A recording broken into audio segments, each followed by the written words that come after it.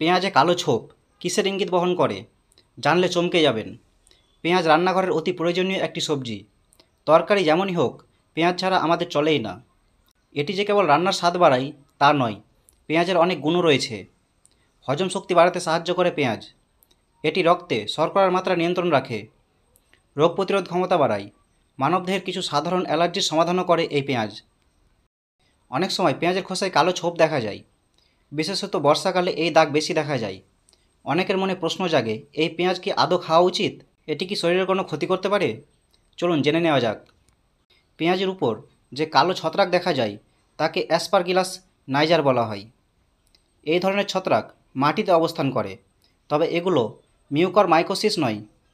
তাই এই ছত্রাক নিয়ে চিন্তার কিছু নেই, এটি সেরকম বিষাক্ত নয়। কালো ছোপযুক্ত পেঁয়াজ খেলে কোনো মারাত্মক সমস্যা দেখা দেবে এমন নয়। সাধারণত কিছু অ্যালার্জির মতো প্রতিক্রিয়া হতে পারে। বিশেষত যাদের আগে থেকে অ্যালার্জি রয়েছে তাদের এই ধরনের কালো ছোপ লাগা পেঁয়াজ থেকে দূরে থাকাই ভালো। যাদের হাঁপানির সমস্যা রয়েছে তাদের জন্য এটি ক্ষতির কারণ হতে পারে। এমনকি এই ছত্রাক বাতাসের মাধ্যমে নাকে গেলেও তাদের সমস্যা হতে পারে। পেঁয়াজ কাটার আগে জলে ভিজিয়ে রাখুন। পেঁয়াজের যে অংশে কালো ছোপ বা ছত্রাক রয়েছে সেই অংশ ফেলে দিন। তারপর ভালো করে ধুয়ে পরিষ্কার করে নিন। অনেকে ফ্রিজে পেঁয়াজ সংরক্ষণ করেন। ফ্রিজে পেঁয়াজ রাখার আগে ভালো করে পরিষ্কার করে তারপর ফ্রিজে সংরক্ষণ করুন। খেয়াল রাখবেন যেন এই কালো অংশ বাদ দিয়েই ফ্রিজে রাখা হয়, নয়তো এটি অন্য খাবারের সঙ্গে মিশে গিয়ে সংক্রমণ ছড়াতে পারে।